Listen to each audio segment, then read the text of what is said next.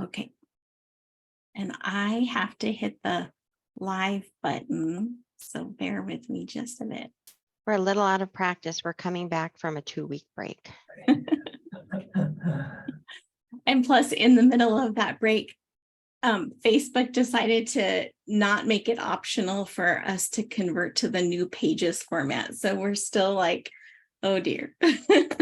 But we are live right now, and I'm Terry Camersell here on behalf of Creation Fellowship Santee. We're a group of friends bound by our common agreement that the creation account, as told in Genesis, is a true depiction of how God created the world and all life in just 6 days, a few thousand years ago. We've been meeting online in the Zoom format since actually May of 2020, and we've been blessed by a wide variety of speakers who have presented on creation science topics, cultural issues, and other theology topics as well. You can find information about our upcoming speakers by visiting tinyurl.com/CF Santee. That's C like creation, F like fellowship. Santee is spelled Santee. And now something that is brand new that we worked on over break, you can also find our archives page by going to tinyurl.com/CF archives. And there you'll find a list of all of our past speakers and links to their videos. We've had 70 speakers. Dr. Ting makes 71 tonight. And that is who we have here tonight. We definitely have a creation science topic tonight. Dr. Ting comes to us all the way from Japan, although he was actually born in Singapore. He earned his bachelor's degree in mechanical engineering and master's degree in experimental physics from the University of Tokyo on 2 scholarships from the Japanese government, administered from Singapore. Then he earned a PhD in theoretical physics from the National University of Singapore in 1994. He has had many published papers in several different fields: physics, biophysics, computer science, and quantitative finance, as well as a textbook on the last. He is now a professor at the School of Informatics and Data Science at Hiroshima University. His main research interests are physics and the application of data science and machine learning. So with that, Dr. Ting, we're happy to turn it over to you. Thank you for having me on the show. Today, I'm going to talk about origin, and it's something that begin by asking the question: is it rational for Christians to believe in big evolution rather than biblical creation? So that's a rhetorical question, and I want to say emphatically that it is totally rational to believe in biblical creation. So that's the conclusion for tonight. Now, the topics I intend to cover include what is science, and talk a little bit about Einstein's general relativity, the Big Bang model, and the big problems in the Big Bang model. Then finally, I want to touch on biblical creation. Let me start by introducing myself. I was born in Singapore to a non-Christian family. In 1987, at this national stadium, packed with young people, maybe you can find me here or here or here. And this is Billy Graham. This is Billy Graham. He came to Singapore to preach the gospel. I was there, and then I didn't quite at first believe, but I took up the challenge to read the Bibles myself. I want to find it out for myself, and gradually I began to realize that how sinful human beings are. We don't have to look far to see what happened in Ukraine, right? Devastation out there. I also found out how sinful I was. And that's where I need salvation. And that's where I came to know Christ and trust in him. So that's the introduction of myself. And interestingly, Billy Graham has a rival when he was a young man. Actually, they were close friends. His name is Charles Templeton. He said farewell to God, sayonara to God. He said sayonara to God. And he said that he couldn't quite believe in the Genesis account. And then he told Billy Graham in page 7 of his book, he said, but Billy, it's simply not possible any longer to believe, for instance, the biblical account of creation. The world wasn't created over a period of days, a few thousand years ago. It has evolved for over millions of years. It's not a matter of speculation, it's demonstrable fact. Very unfortunately, he believed in the wrong things. In fact, all the evolution, all these big evolutions are all speculation. They are not demonstrable.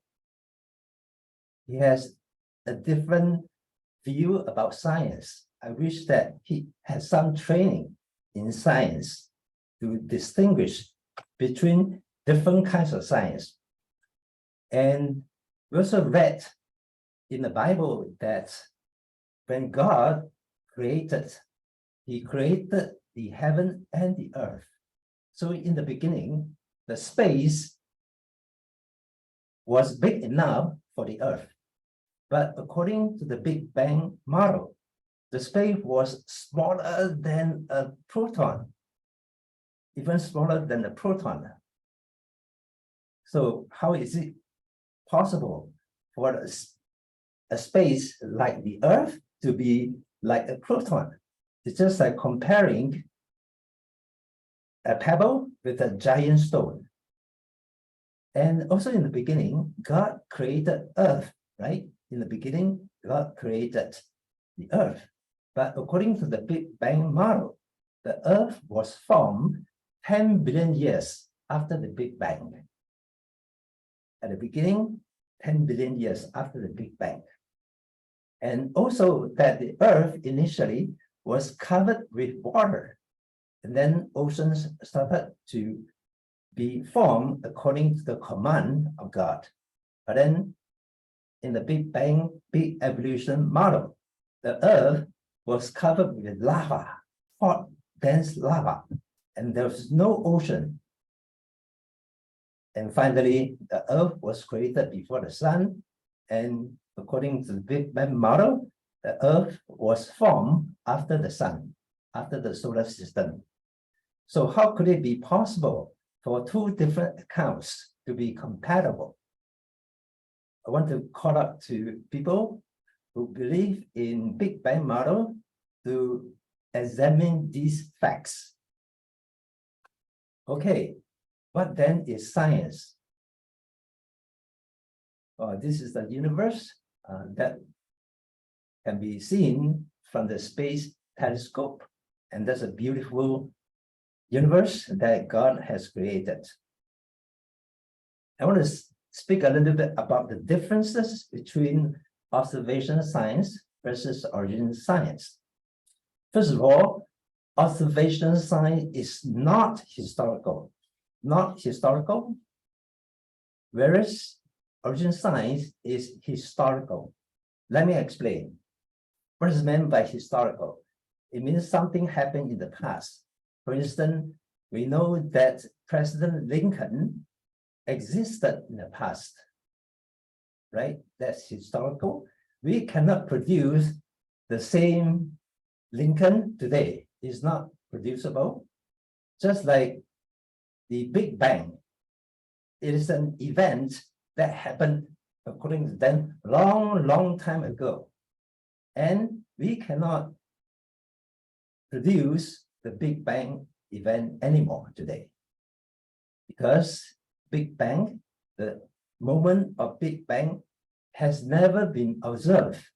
Also, it happened in the past, and therefore it is unobservable. It cannot be observed today at all. We can only take inference from the data that we observe today to make some sort of a guess about what happened in the past. Let me summarize these two different fields of science. They are not created equal. One talks about the origin, that's history, whereas the science not about the origin, such as the observations of Jupiter, of Saturn, of Venus, Mars, and Mercury. All these are observations. We know that they exist. We can observe them by telescope. But Big Bang is not observable. You cannot see them repeat itself. Just to summarize a little bit further, the operational science or the observational science, all these pieces of information can be tested, can be observed at present time. Whereas historical science, such as the origin of the universe, the origin of the solar system, the origin of our moon, all these are events that happened in the past. They are not observable today. They cannot be reproduced anymore. For operational science, we can perform experiments to hold one variable fixed and then change the other variable to see the effects. But we cannot experiment with history. History is not experimentable. Let me move on to another field of observational science. It's called the redshift. So what is the redshift? First, I need to explain a little bit about the spectrum emitted by hydrogen atom according to quantum physics. And on Earth, you can see something like this. You can see the black lines. All these are the absorptions line, and they represent the energy that the hydrogen atom can absorb. And that is what you see here, according to different wavelengths in nanometer. So that's one here, that's on Earth. We know that most of the elements in the whole universe are all hydrogen atoms. So we can see in galaxy 1, the same patterns. But notice that there's a slight difference, right? Galaxy 1 versus galaxy 2.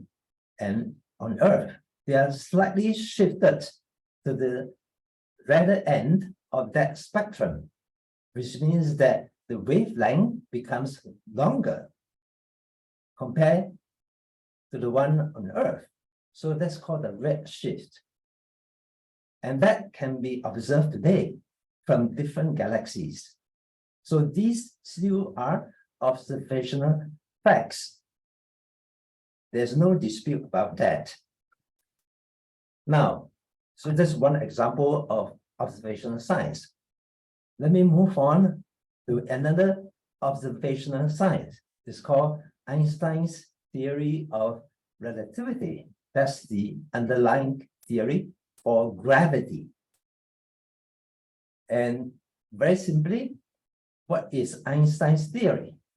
Basically, it says that the space-time geometry is equal to the matter and energy density in the universe up to a scaling constant called kappa. It's called the Einstein constant. And just to explain a little bit about what is meant by that theory, that equation, it says that the matter will bend the space, and slows the time, slow the ticking of the time. The larger the mass is, the curvature becomes a lot larger. From the sun to the neutron star to even the black hole, you can see that the spatial fabric of the universe is being bent by all these massive objects that we can observe out there in the space using our telescope. Now, what about slowing the time? Interestingly, if you spend, suppose, one day near the black hole, then you come back to Earth, you will find that the Earth has passed 100 years, for example. So one day near the black hole is equivalent to 100 years on Earth. So that's the slowing of time. Because of gravity, the gravity, you slow the time as well. And this shows you how the curvature of the space will make the matter move around a massive object. And there are many experiments proofs for Einstein theory. All these are repeatedly observable. For instance, the starlight during the solar eclipse, you can see the star that is being bent, that starlight is being bent by the sun, and therefore you can see in this position during the solar eclipse. But normally, when the sun is not around there, you see that it's at this position. So there's a slight difference, and that can be accounted for by the Einstein theory of general relativity. The time slows, that has been proven as well by flying the planes in different direction with the clock on board of the aircraft versus the clock on Earth. They can do the measurements, perform the analysis, and find that they are agreeable with Einstein theory. Likewise, for this perihelion of the Mercury around the sun, they can also be explained by Einstein theory. So therefore, that is observational science, that is operational science. So that's really science. It has nothing to do with the origin of the sun, or the origin of Mercury, or the origin of time. Can you see the difference? Hopefully you can see that difference. It's a huge difference. And that brings me to the Big Bang model, that is historical science. It wants to know what happened at the beginning. Before the Big Bang model, Einstein himself believed that the entire universe was static. The universe doesn't expand according to his worldview.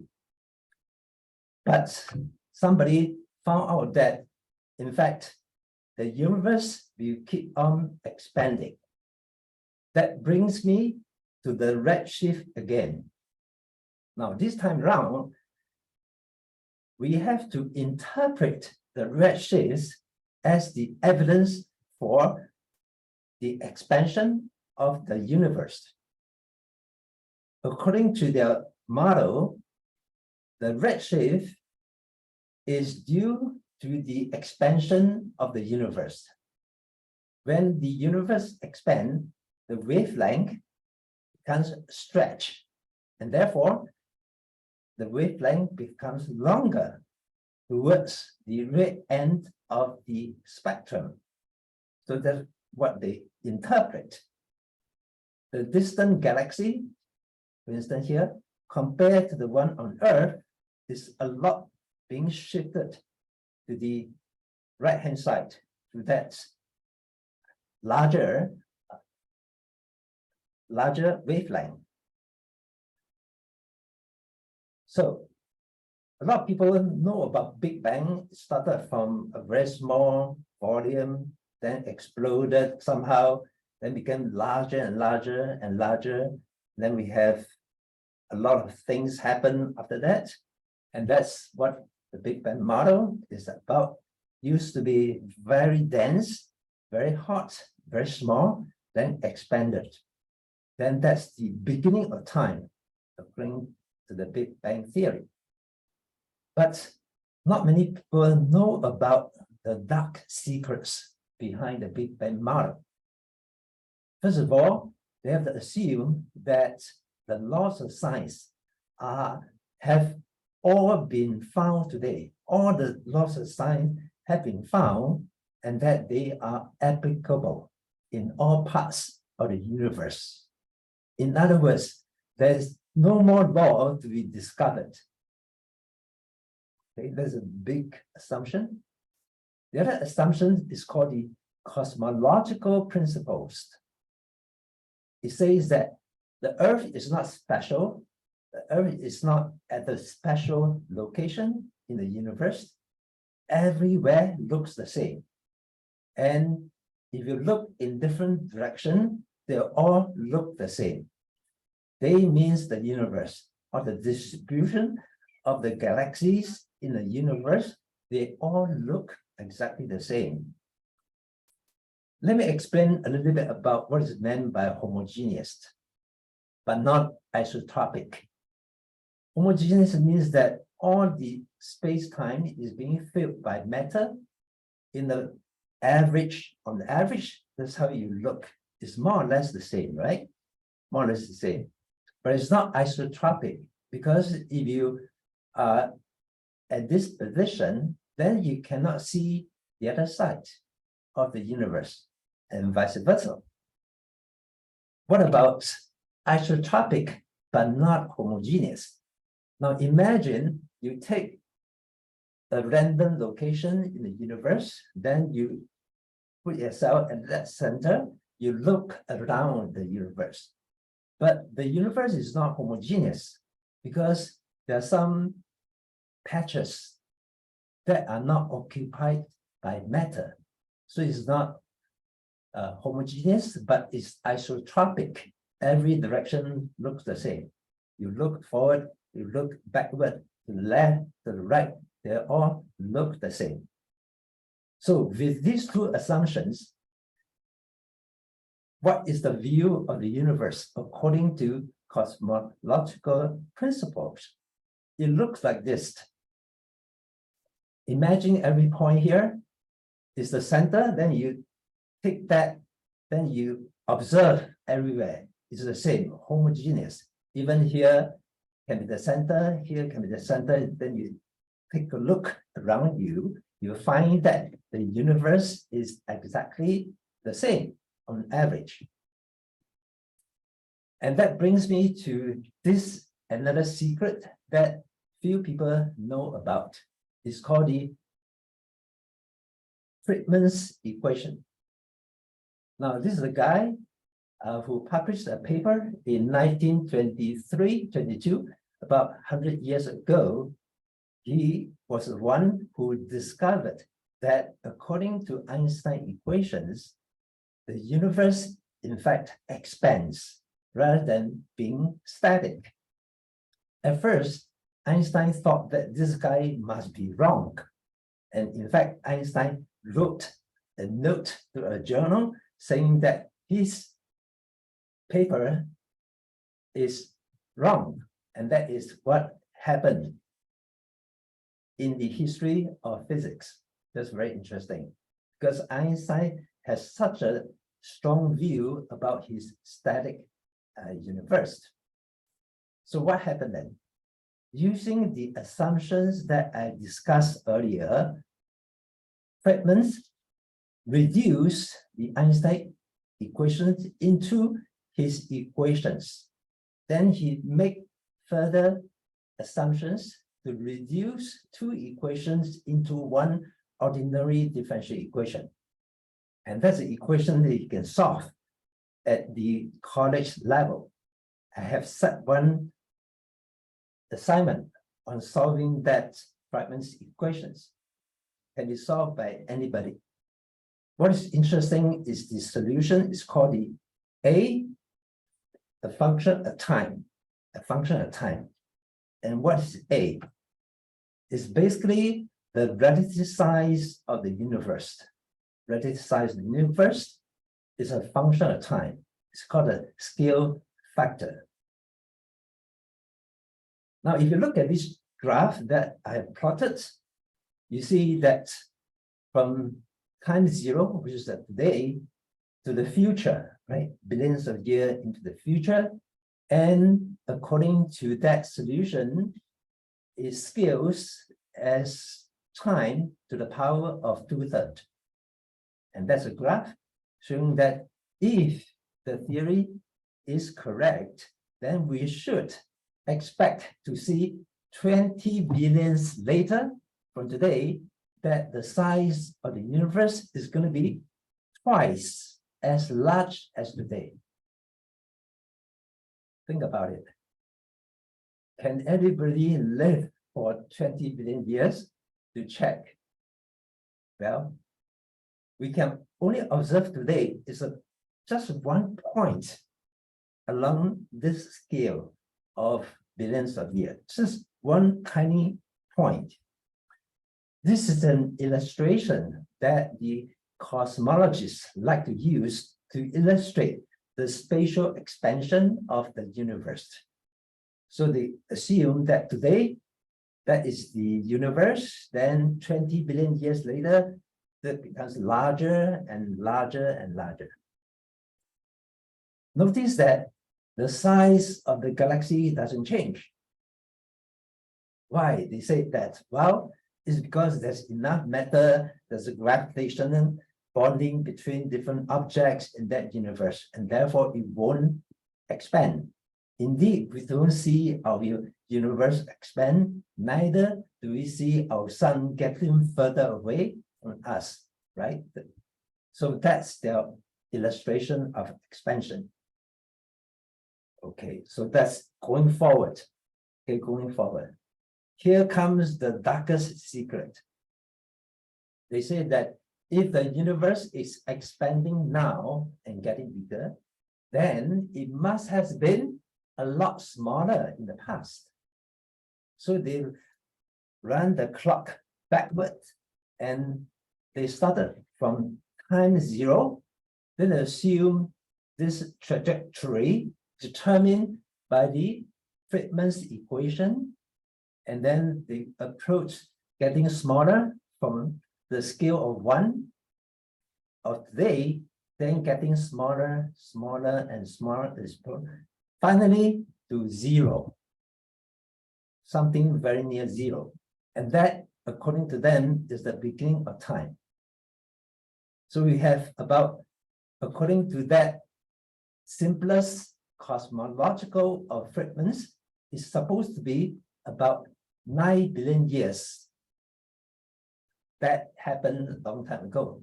That was the beginning of time, according to Friedman's simplest cosmological model. Now we know that the universe, according to the big evolutionists, happened about 14 billion years ago. So how do we account for the difference between 9 billion and 14 billion? And that is the illustration of contraction. They assume that our universe is here, then becomes smaller and smaller. Now, I have a question to ask. They said that the universe itself does not expand, but when the universe are so close to each other, there's enough matter. And if we go back in time and then go forward in time, you find that it cannot expand anymore because all the galaxies are sort of very near each other, and then they have that gravitational pulling among them, and they shouldn't expand, just like you don't expect the space within the universe to expand. So there's something that they don't quite address this particular conundrum. Nevertheless, let's look at deterministic system. What is meant by deterministic? If you look at these orbits of our planets in our solar system, they move according to the orbit. You can predict way ahead what would be the position of a particular planet. And you can also run backward. What was the position of that planet, let's say 10 years ago, even hundreds of years ago? And that's deterministic. Einstein theory is also deterministic. You also notice that the closer the planet is to the sun, the faster it moves around, right? And the one that is outside, the one that is further away from the sun tends to move a lot slower. And that's the common sense according to Newton's physics. That's Newtonian physics. Okay, why do I talk about that? Okay. Now, our sun is somewhere around here in our Milky Way. And according to that circular motions that you've seen, or elliptical motion that you've seen, the stars at that spiral arms should move a lot slower compared to the stars around the center of the galaxy, right? That is what we observed earlier on. But what they have found is that, to their surprise, instead of moving a lot slower, like this curve is suggesting, that's the center universe, that's a distance away from the center. And according to Newtonian physics, that should be around here. By the way, it's not necessary to apply Einstein theory to talk about all this velocity, right? You just need Newtonian physics. And that elliptical motion is Newtonian physics. That's Kepler's laws. And their observations found something very different. Instead of being slower at longer distance, they found that it's more or less the same. And it's very far away, much faster than what they expected. They expected around 50 kilometers per second, whereas their experiments found that it's more than 100 kilometers per second. So what happened? Okay, somebody introduced dark matter. There's not enough mass, therefore they wanted to put in more mass, and that dark matter has never been observed. And it doesn't interact with light. It doesn't emit any light. It only has gravitational effect. So how do we observe them? They said that it permeates the entire universe. So we should observe dark matter on Earth as well. But so far, nobody has found it. Okay, another one is called the dark energy. And what they said is that they look at the redshift that measure the distance. They also look at the brightness of the stars. Some kind of stars that allow them to calibrate their scale. And then they do an analysis, and they have a standard line here. And you notice that there are two different sort of a deviation from that standard line. And according to them, they found the blue lines rather than the yellow or the red lines that you see on this graph. What it means is that there's a lesser redshift at any given point in time in the past, and therefore expansion is accelerating, and therefore there's less mass. So it means that the universe not only expands, but also expand at an accelerated rate. This is keep on expanding, even accelerate that expansion. And to account for that extra expansion, they introduce dark energy. Dark energy, something that nobody has observed. They can only measure through their models. Using the models, they infer the dark matter, and that's what happened in their analysis. Well, they claim that dark energy comprises about 70% of the entire universe and 25% of dark matter, whereas the usual methods that we see, like galaxies, like neutron stars and things like that, all these are only about 5%. So that is to say 95% of the universe are dark, either dark matter or dark energy. Now, the word dark is a secret code among physicists to suggest something unknown, something mysterious, something that has not been discovered. Well, this is awesome, right? And if I were to introduce dark matter and dark energy into the frequency equation, then I can have this plot of the trajectory from today times 0, that's the scale 1 from today, then solve the equation and found that it keep on accelerating and then becomes smaller and smaller in the past, around about 14 billion years ago, when supposedly time started. And today we only occupy a tiny little spot here. From one point, we try to extrapolate billions of years ahead, also billions of years to the past. So what is meant by extrapolation? Let me explain with this graph.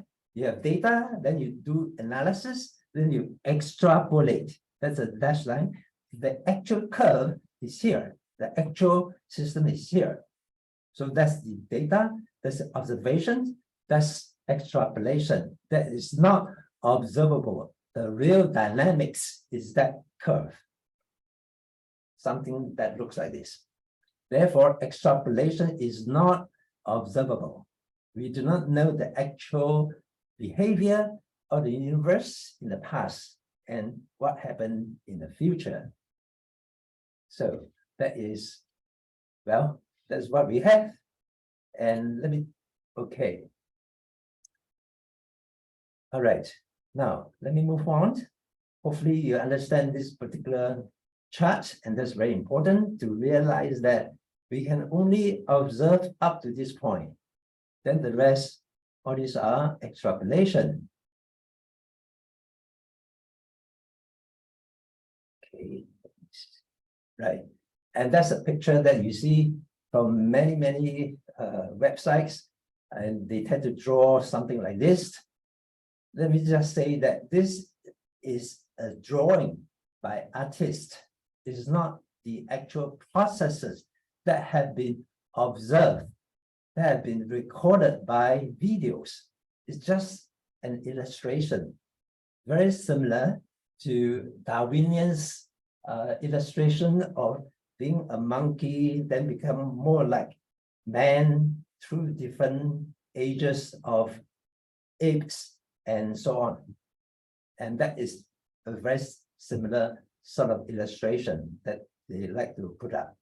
And what they say is that the Earth happened billions of years after the beginning of time. And before that, all the atoms were of such high energy that they started to collide with each other and then broke off, then started again. Then until the universe become larger, then it started to cool and form hydrogen atom. And they said, well, you see hydrogen atom, right? Therefore, Big Bang must be true. That is the argument. That's one argument. The other argument is that We also observe what they call the cosmic microwave background. That is the temperature distribution of the universe for the space satellite to measure the temperature in all directions of the entire universe. And they represent that temperature distribution with this graph, having the universe more like a sort of a wrap around, then you break it up, that becomes an ellipse. And that's higher temperature here, slightly higher than average, slightly lower than average. Okay, they claim that this is one of the best evidence for Big Bang theory. So is it? Now, let me move on to it. Tell you a little bit about the big problems of Big Bang. There's something fewer people talk about because they want to believe in Big Bang. Therefore, they only talk about the evidence for Big Bang. But the same evidence can go against them as well. Top on the list is what they call the crisis in cosmology. This is a measure of a very important parameter of cosmology, of modern cosmology. It's called the Hubble's constant. Hubble's constant. And using different methods, one by the Americans, led by a Nobel Prize winner. The other one is from Europe, the Planck collaboration in Europe, and they have different numbers for the same parameter. And the uncertainty of the measurement don't overlap. These two uncertainties don't overlap. They should, if we measure the same thing. But what they found is that much as they tried, with more data coming in, the error bars became smaller and smaller. And there's no way to make these two different values of measurement to match. Just imagine when you try to measure a body temperature using different methods, they should give you the same readings, right? Plus, minus a little bit here and there. But there are different values. And according to the values given by the supernovae project team, the universe would be 1 billion years younger than the one from Planck collaboration. 1 billion years is a lot of time. Okay, that's one problem. That's a big problem. They call it crisis. The other one is about the homogeneity of the universe. And look at different direction from the telescope on Earth. They observe the distribution of the galaxies in different direction from 8 to 16 in the anti-clockwise direction, 8 to 16, that direction, versus the one from 4 to, well, 0 to 20, and that different direction, opposite direction from the Earth. And they found is that one part has more galaxy distribution, right, here compared to here. And you also see that galaxies tend to distribute according to some circular arc that you see here. One here and the other one here. And a little bit here, not as clear, but this is really very clear. And their theories suggest that they need that homogeneous assumption, but the observations do not agree with that assumptions. Something is wrong, right? Furthermore, the CMB, cosmic microwave background radiation, looks like this, I showed you previously. And they also found a large region of the universe have a lot lower temperature. That means there are practically no matter, no emitter of energy in that region, in that direction, in that region. So that is also a contradiction against the assumption of homogeneity. And more interestingly, recently they have found what they call the cosmological axis of evil. They do some analysis using some decomposition of the temperature, and then they found different points and this axis of the universe. And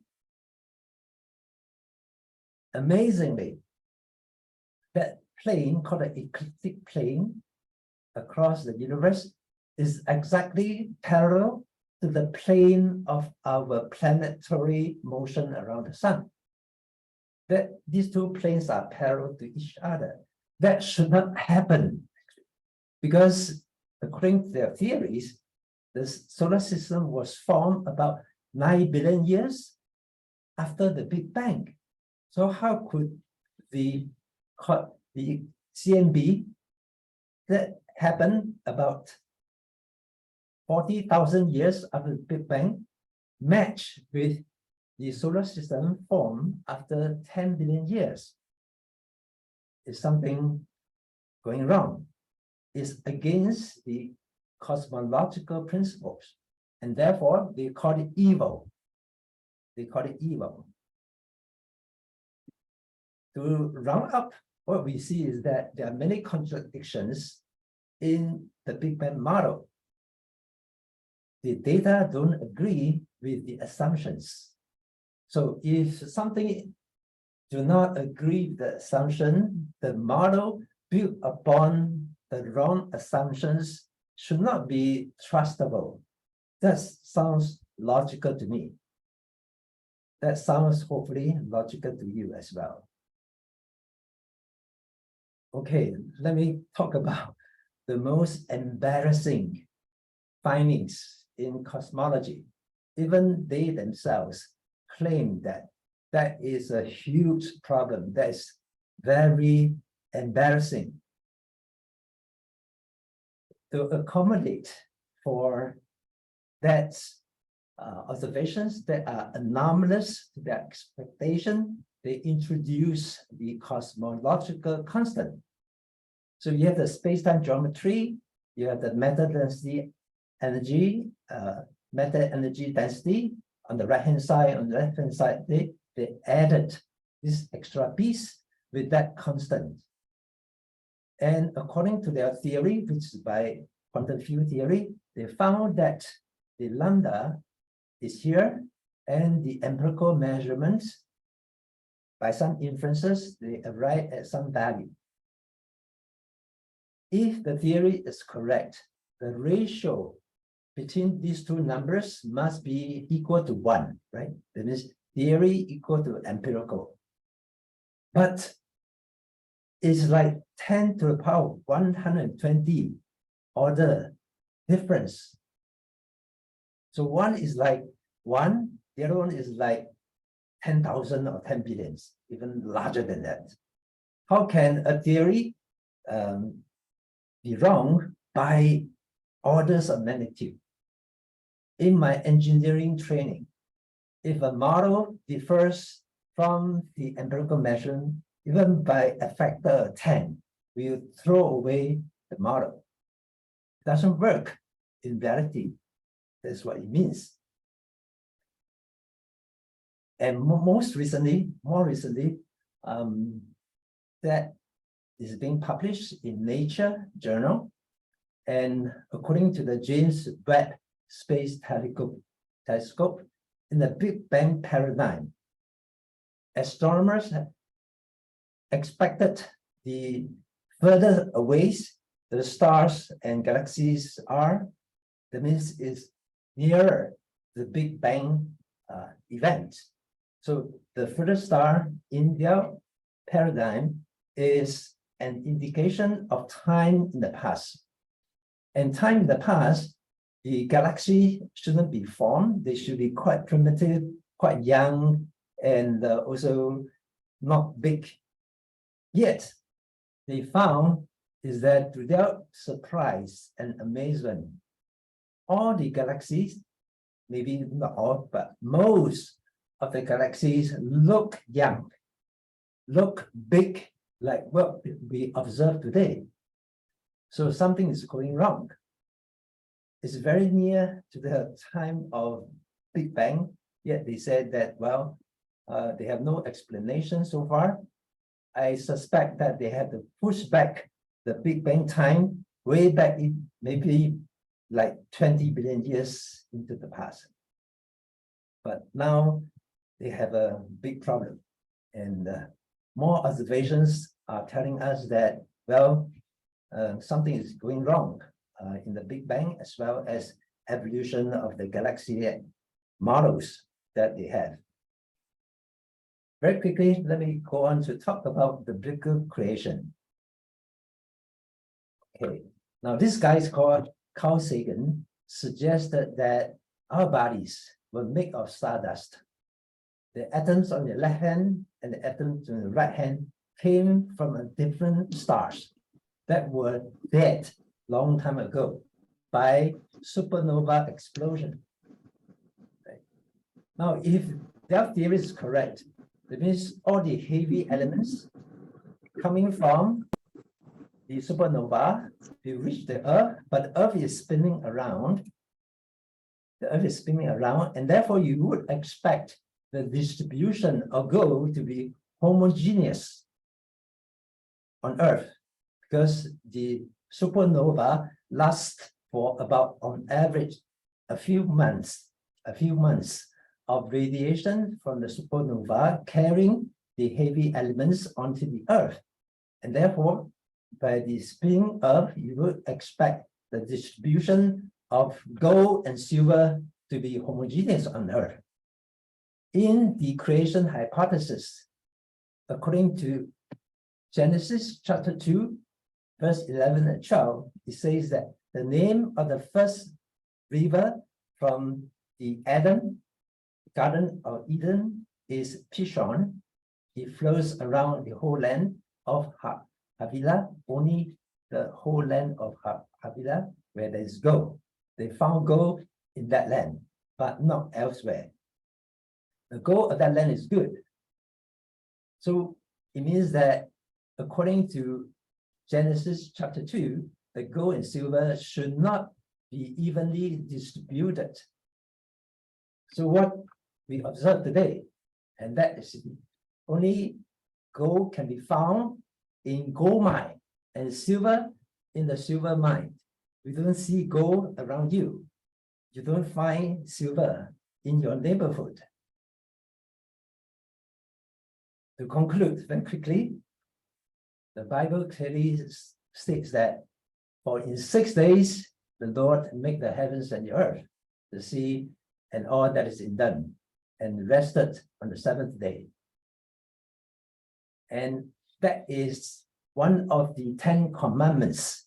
If you read chapter 20, it talks about the 10 commandments of God given to Moses. And also in chapter 31, it says that it's a sign between me and the sons of Israel forever. For in 6 days, the Lord made heaven and earth. So what if we take away creation, we have to delete 10 commandments, at least this portion. A lot has to be deleted from the Bible. The Bible has many verses on creation. So that is something that we cannot afford to let go, and that shouldn't be. And to take away, first of all, I want to suggest that biblical Big Bang and biblical creation are not compatible, are incompatible, are not compatible. Both are candidates for origin, both are candidates, and which version of the history of the origin is really true. And observations show that there are many fatal problems in the Big Bang model. I don't believe in Big Bang model because there are many problems. That is my starting point. And being a Christian, I see the connection, I see the implications. And finally, I want to end with this very profound verse from the Bible, from Ecclesiastes. It says that he, that is God, has made everything appropriate in his time. He has also set eternity in their heart, yet so that men will not find out the work which God has done. In the context that you read from the beginning, even to the end. So we cannot find out what God actually has done in the beginning. We also cannot find out what will happen when God recreate the universe. But we just have to trust God. And knowing that God's words are always true, God can never lie. All the apostles, all the men of God used by God can never lie us. And thank you for your attention. That was really good. Thank you. And thank you for the gospel at the end, or speaking about the faithfulness of God's word. Okay, Terry, go ahead. Okay. Yeah, that was really great. Thank you. That was very informative and engaging. In fact, somebody here said, no sleeping tonight, although I don't know when they would fall asleep because we have good speakers, but anyway, definitely not tonight. And they would like to know how to get your book. So let's start with that. Well, I think the book is on sale on Amazon and elsewhere. So that should be okay. I've bought some discounted copies with me. Unfortunately, most of you are in the States, so maybe I can send some, but not all, to some people who really want to read. Yeah, that is the disadvantage of having the Zoom instead of in person. And the book is around 27 or $28 per copy. Yeah. The soft copy, that should be hopefully affordable. I'm sure it's worth it. So Robin has a bunch of questions, and I think some other people have some too, but we'll start with this one. Can you explain, her question is, does gravity slow down time? Okay. Gravity slows down time is, let me try to think about it for a moment to find an analogy. Okay, it's just like, well, as an illustration, imagine the clock has to tick, right? From one to the other, from one tick to the other tick. And gravity is so strong on that tick that you not try to move it forward. Rather, you try to stick because of the sticky nature of gravity. So just like the light is being bent, so likewise, if you take away the distance, and that's your time. Therefore, time will also slow down near a very strong gravitational field. So it's like the pulling effect, even on photon, as it were, and photon will travel, but then you also be affected by the curvature of the space around a big object, a very massive object. And this also means that if you take away distance, that's the time. As an illustration, it's not the complete picture, but hopefully, otherwise we have to go to the math. Oh, no, that's okay. I just thought that, what's his name? Einstein theorized that the farther you were in space, the slower time went, or faster. I can't remember what it was. Okay. I learned this as something that Einstein theorized, but I was just wondering where you stood on that. So do you think time is a constant? It's like constant all the time, or do you think it can be swayed by gravity? Time is really a very mysterious thing, even in physics. according to Einstein theory, that I believe is true, is that time actually slows down because we have observed the slowing of time using experiments. So that has experimental evidence to support the notion that time you slow down near a very strong gravitational field. And that has been observed, and therefore that is believable. Awesome, That thank has you. nothing to do with origin. That is what you can even observe today. Of course, that difference is very small. And you're right. If you are outside the space, out there in the space, compared to the one on Earth, the clock in the space you tick faster than on Earth. Because there's less gravity in the space compared to Earth. So you Thank want you. to live younger, go to the space and live there. Less gravity out there. Okay. Robin's next question is, you mentioned, you talked about the physicist Friedman, and you were talking about him in the slide about the universe expanding, and she'd like to know if he was the first one who noticed that the universe was expanding, or did other people like Isaac Newton notice that before him? Yeah, good questions. Friedman was the first one who noticed that the space, according to his theory, was expanding. And after that, there's one priest, a Roman Catholic priest by the name of Lemaitre. Lemaitre also solved the same Einstein equation and found almost the same solutions as what Friedman had published. Both people came to the same theoretical conclusion that the universe was expanding. So that that is what happened. Thank you. But hopefully that answers your question. Yeah, so on the same topic about the universe expanding, our friend Jeff is asking, the gaps between the galaxies increase in size, but the galaxies themselves apparently do not. Is this an artifact of making your slide, or is this an accurate representation of what they think is actually happening? And he says, maybe, I don't know if these questions all go together. I'll ask them, and then if we need to break them apart, I can remind you about the other ones. But he together says, okay. Yeah.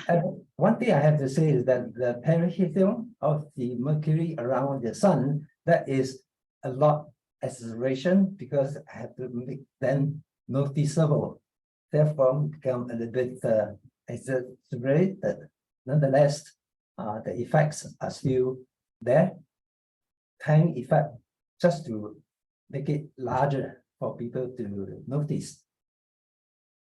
The difference is very small, actually very small, but that perihelion of the Mercury is being exaggerated. Other than that, most of the things are quite accurate, and some of them are taken from the published papers. Okay, so he's also asking, do the distances between the stars and galaxies increase with the expansion of the universe? And also, what about the distances between atoms?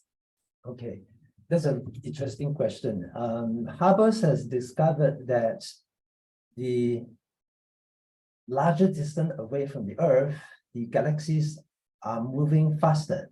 So if you measure the speed of a galaxy, like let's say 1 mile away from Earth versus the one that is 2 miles away, you're going to find that the 2 miles away will move faster than 1 mile away from us. So that's what Hubble has discovered. However, that Hubble's laws are only statistical. That means on average, that's what happened. But there are some galaxies motion that are not exactly on the line that Hubble has drawn. And also about the distribution of the galaxies, I've shown you that some galaxies tend to cluster around certain sort of an arc from the perspective of the Earth. And there are lesser galaxies somewhere and more galaxies around the arc. And therefore, it suggests that the universe is not really that homogeneous after all. And this is called the large-scale structure of the universe. But we observe them. We do not know why. There's no explanation for that, it seems. Okay. That is Okay. understandable answer. All right, the next question. So you had a slide and you talked a lot about what the secularists view about dark matter and dark energy, but can you kind of explain from a creation perspective the take on dark matter? Okay, dark matter is introduced to sort of explain why the stars outside, further away from the center of the galaxy, does not spin out from that galaxy, and therefore maybe dark matter may exist. That is believable, but there are some other theories that can explain why the stars at the outer arm of the spiral galaxy will still remain in the orbit, called the modified Newton's forces. So there's some theory that can explain away the dark matter, so to speak. You don't need dark matter by that modified Newtonian physics. Ah, got it. Okay, thank you very much. Okay. All right, we have a couple of more personal questions for you. When you do this talk for people in Japan, do they receive it well?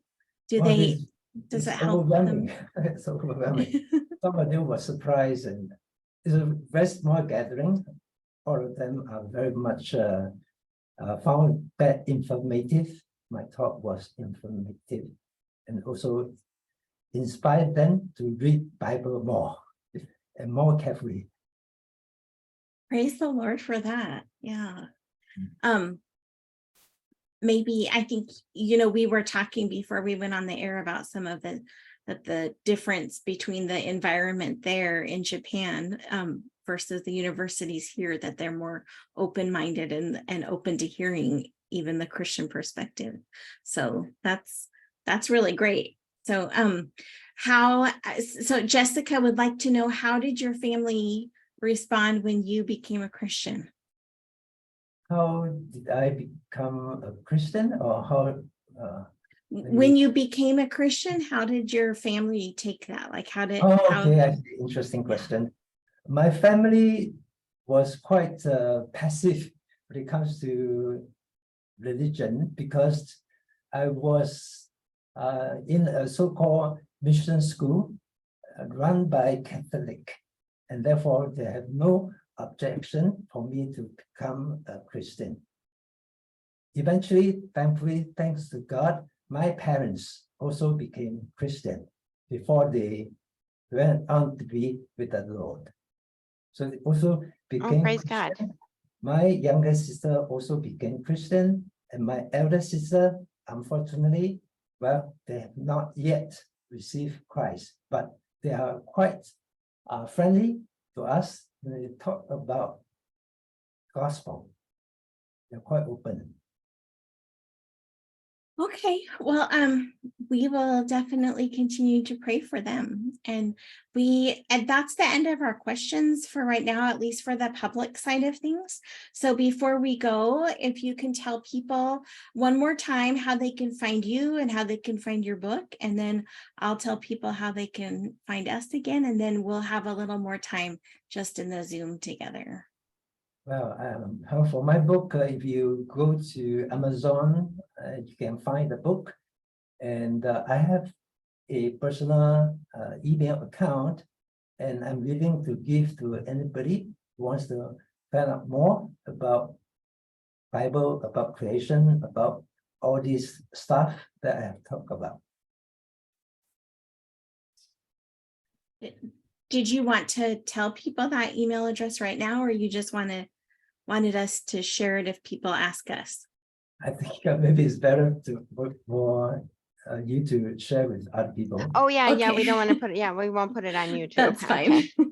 Good thinking. All right. And again, we are Creation Fellowship Santee, and you can find links to our past presentations by going to tinyurl.com/CF Santee. That's C like creation, F like fellowship, and Santee is spelled Santee. And we also have a link on that page to our new archives page that lists all of the speakers that we've had, that we've recorded anyway. There've been a couple that we didn't, but there's links to all of their presentations there as well.